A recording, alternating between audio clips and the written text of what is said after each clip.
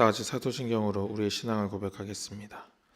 전능하사 천지를 만드신 하나님 아버지를 내가 믿사오며 그 외아들 우리 주 예수 그리스도를 믿사오니 이는 성령으로 잉태하사 동정녀 마리아에게 나시고 본디오 빌라도에게 고난을 받으사 십자가에 못 박혀 죽으시고 장사한 지 사흘 만에 죽은 자 가운데서 다시 살아나시며 하늘에 오르사 전능하신 하나님 우편에 앉아 계시다가 저리로서 산자와 죽은 자를 심판하러 오시리라.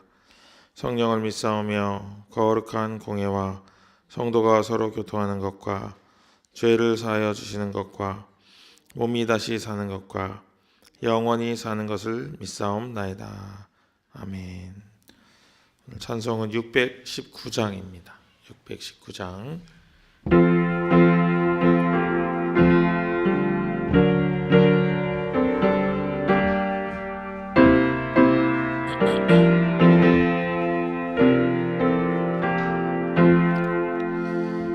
놀라운 그 이름, 놀라운 그 이름, 놀라운 그 이름, 예수 내 주, 전능의 왕이여 만물의 주시니, 놀라운 그 이름, 예수 내 주. 선하신 목자 또 영원한 반석 전능의 하나님 경배드리며 찬양 드리세 놀라운 그 이름 예수 내 주. 오늘 하나님께서 우리에게 주시는 말씀은 마태복음 1장 18절부터 25절입니다.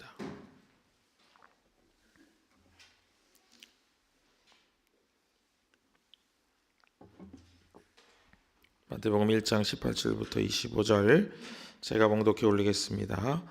예수 그리스도의 태어나심은 이러하다. 그의 어머니 마리아가 요셉과 약혼하고 나서 같이 살기 전에 마리아가 성령으로 잉태한 사실이 드러났다.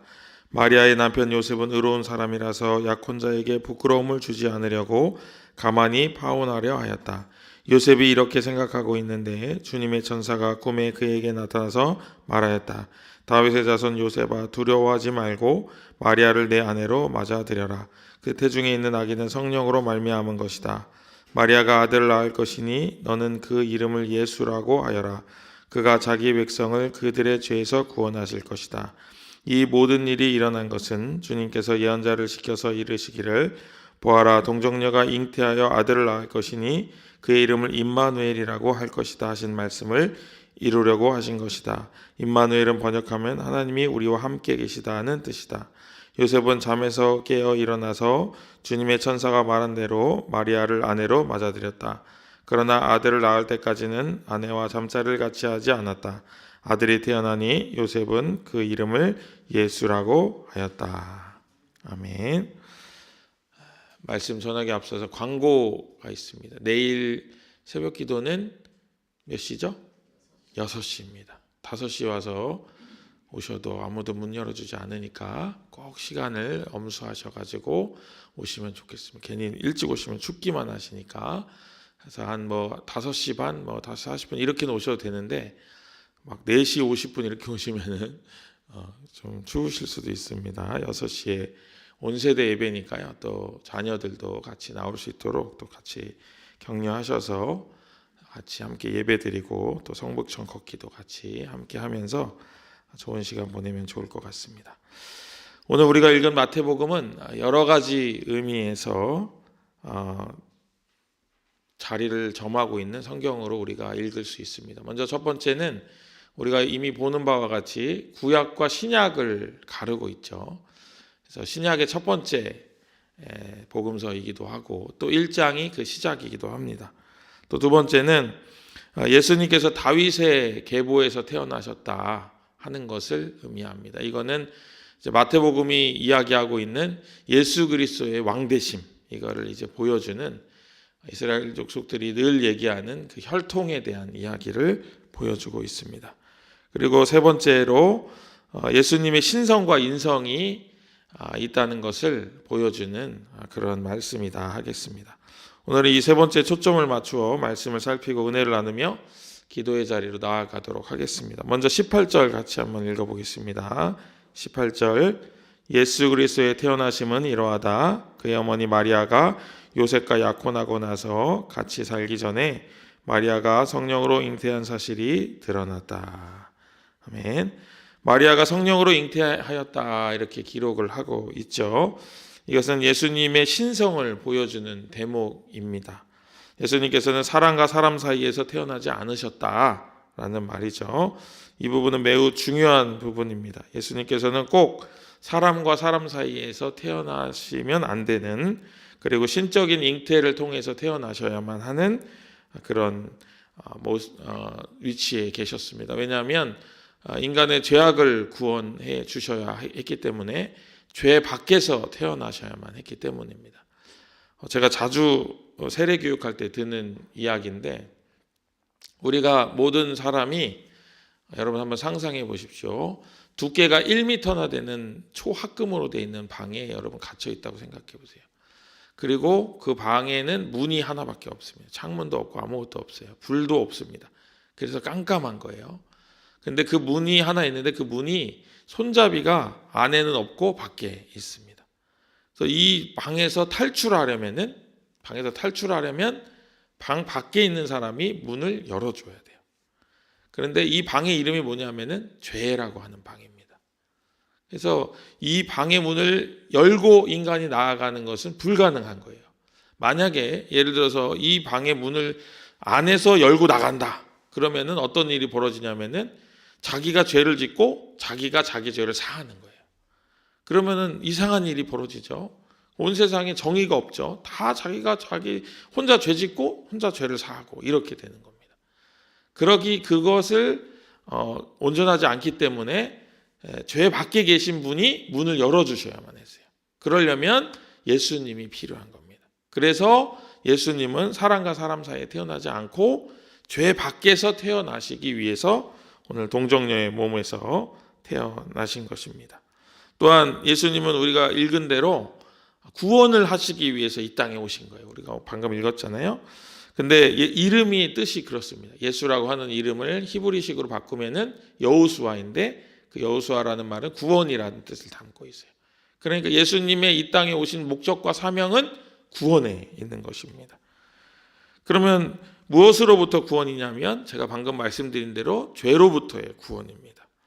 인간이 해결해야 되지만 스스로 해결할 수 없고, 해결하지 않으면 치명적인 그런 문제가 바로 죄의 문제인데, 예수님이 이것을 해결해 주시기 위해서 이 땅에 오셨다 하는 것입니다.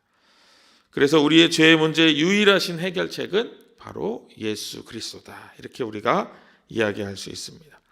여기서 우리는 이 세상에서 이전에 한 번도 들어보지 못했던 극적인 이야기가 시작되는 것을 이 마태복음에서 보고 있는 것입니다.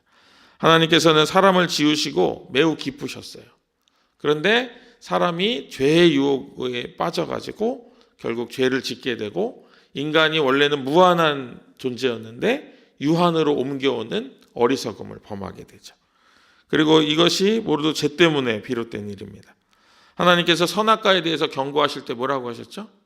네가 이거를 먹으면은 다른 동산의 나무 실과 다 먹어도 되는데 이걸 먹으면은 정령 죽게 된다. 그는 죽음을 보게 된다. 죽음으로 가게 된다. 이런 뜻인데 그 죽음을 결국에는 갖게 되죠. 그래서 쫓겨나게 됩니다. 쫓겨나게 되고 죽음을 피할 수 없는 존재가 되고, 그 죽음 때문에 이제 인생이 유한한 것으로 바뀌게 되죠. 이 죄는 여러 가지 모양으로 인간의 역사 가운데 등장을 했습니다. 교만으로 나타나기도 하고, 욕심으로 나타나기도 하고, 전쟁으로, 이런 여러 가지 모습으로 인간들을 지배하려고 여러 가지 방법으로 나타났습니다. 하나님께서는 죄와 함께 하실 수 없지만 죄를 소멸하지 않으시고 유기하셨습니다. 죄를 그냥 내버려 두신 거예요. 그렇지만 이 문제를 해결해야 될 필요를 하나님은 알고 계셨어요. 그래서 아담 이후부터 하나님은 계획을 하셔가지고 예수 그리스도를 계획하시고 그거를 예고를 계속 하셨습니다. 선지자들에게 계속 예고를 하셨어요. 메시아가 나타날 거고 그 메시아가 어떻게 나타날 거고 했죠. 그래서 오늘 말씀에도 보면은 선지자들이 예언한 것을 이렇게 보여주기 위해서 예수님이 동정녀에게 나셨다 하고 그 이야기도 나오잖아요. 그러니까 선지자들에게 계속 이것을 이야기하도록 계시하도록 이야기를 해 오셨습니다. 그러면서 구약의 제사 제도를 가르쳐 주시고 구약의 제사 제도를 통해서 죄의 문제를 해결할 수 있는 가능성을 이제 사람들에게 가르쳐 준 거예요. 그리고 그 죄의 삭은 사망이다 이렇게 지속적으로 가르쳐 주신 겁니다. 그런데 고린도전서에 나오는 것처럼 이 십자가의 도는 멸망하는 자들에게는 어리석은 것이거든요. 그래서 믿지 않는 사람들은 제가 군대 갔더니 그런 이제 선임들을 만나가지고 제가 굉장히 공경에 많이 빠졌는데 선임들이 뭐라고 하냐면은 되게 이게 말이 안 된다는 거예요. 성경이 하나님이 다 할 수 있다면서 왜 굳이 자기 아들을 죽여야 됐고 법을 그렇게 안 정했으면 되는데 법을 그렇게 애초에 안 했으면 되지 왜 아들을 죽여가지고 또 아들을 또 안 믿으면 안 된다 그러고 이거 너무 좀 이상하고 되게 되게 뭔가 진리 같지 않고 되게 어리석고 보인다는 거예요. 근데 사실은 그렇게 보이는 부분도 있죠. 그러나 우리가 이 예수님의 희생을 아는 우리 그리스도인들에게는 이 십자가의 도가 능력이 되는 거예요. 이 희생이 얼마나 대단한 것이고 이 희생을 우리가 붙잡고 우리 삶 가운데 구현하려고 할 때 얼마나 놀라운 역사가 일어나고 능력이 나타나는지 우리 너무나도 잘 알기 때문에 그렇습니다. 단 한 번의 완전한 제사로 이 극적인 제사를 통해서 모든 사람은 하나님과 사람 사이에 놓여있던 담이 허물어지는 것을 경험합니다. 마치 예수님이 십자가에 달려 돌아가셨을 때 성소와 지성소를 가르는 휘장이 찢어진 것처럼 우리와 하나님 사이에 있던 담이 허물어지는 것을 깨닫게 됩니다. 그러면서 하나님 앞으로 나아갈 수 있게 되었습니다. 예수님의 십자가는 오래전부터 기획되어진 놀라운 해결책이며 극적인 해결책입니다. 아무도 상상하지 못한 방법으로 하나님은 죄의 문제를 해결하셨고 죄의 값을 직접 치르셨습니다. 우리 22절과 23절 한번 읽어보도록 하겠습니다. 22절과 23절입니다. 이 모든 일이 일어난 것은 주님께서 예언자를 시켜서 이르시기를 보아라 동정녀가 잉태하여 아들을 낳을 것이니 그의 이름을 임마누엘이라고 할 것이다 하신 말씀을 이루려고 하신 것이다. 임마누엘은 번역하면 하나님이 우리와 함께 계시다는 뜻이다. 아멘. 이 놀라운 일은 계획되어지고 준비되는 과정에서부터 예언자들을 통해서 공개되고 계시되었습니다. 더욱 놀라운 것은 그 메시아이신 예수님의 별명이 임마누엘이라고 하는 거예요. 임마누엘의 뜻은 하나님이 우리와 함께 계시다 이런 뜻이죠. 결국 하나님 아버지께서는 자신의 본체와도 같으신 예수님을 희생하심을 통해서 죄의 문제를 해결하셨고 궁극적으로 죄의 문제를 해결하신 이유는 우리와 함께 하시기 원하셔서 그랬다 하는 것입니다. 그럼 여러분 여기서 제가 아주 초등학생도 대답할 수 있는 질문 하나 드려볼게요. 왜 함께 하고 싶으셨을까요? 띠용 이런 표정이신데 갑자기 그걸 왜 물어봐 이런 표정이신데 사랑해서 그러신 거죠. 그렇죠? 그래서 십자가의 이 희생은 하나님 사랑의 극치 그리고 하나님 사랑의 가장 큰 증거라고 우리가 이해할 수 있고 또 이 하나님 사랑이 얼마나 폭이 넓고 또 이 하나님의 사랑의 깊이가 얼마나 깊은지를 보여주는 것이 바로 이 십자가다 하는 것입니다. 이 세상 누구도 죄인을 위해서 죽는 자가 없는데 예수님은 죄인들을 위해서 죽으셨고 하나님 아버지는 그 일을 계획하셨고 성령 하나님께서는 이 놀라운 사건을 시대와 성별과 나이와 문화를 초월해서 누구나 다 믿고 받아들일 수 있도록 지금도 일하고 계신 것입니다. 이 놀라운 십자가의 은혜를 늘 마음에 새기며 살아가시는 귀하고 복된 삶이 되시기를 간절히 축복합니다. 이 십자가를 날마다 마음에 묵상하면서 사는 삶이 얼마나 귀한지 여러분들 이번 사순절을 통해서 꼭 경험하시길 바라고, 더불어 오늘 하루 측량할 수 없는 너비와 깊이를 가지신 주님의 십자가를 마음 깊이 묵상하시는 지혜로운 하루가 되시기를 다시 한번 주님의 이름으로 축복합니다. 기도하겠습니다.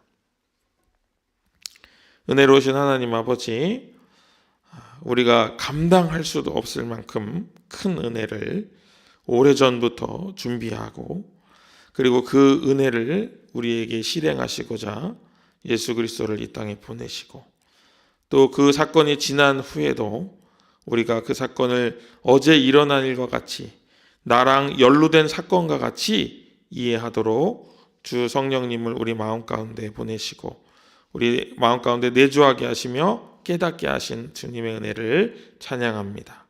아버지, 이 시간 그 은혜를 붙잡고 살아갈 때에 우리가 원수도 사랑하는 놀라운 사랑을 소유하게 하시고, 무엇보다도 우리와 함께 하시기를 간절히 원하셔서 예수님을 희생시키신 그 아버지의 크고도 넓은 사랑을 깊이 깨닫는 사순절 시간이 되게 하여 주시옵소서. 시간마다 매일매일마다 그 합당한 은혜가 부어질 텐데, 그 은혜를 하나도 놓치지 아니하고 다 받아 누릴 수 있도록 은혜와 지혜를 허락하여 주시옵시고, 십자가를 묵상함을 통하여서 이 세상 그 어느 것도 사랑하지 못하는 것이 없는 사랑의 대가들이 되는 우리 귀한 예담의 권속들 될 수 있도록 주님께서 함께하여 주시옵소서.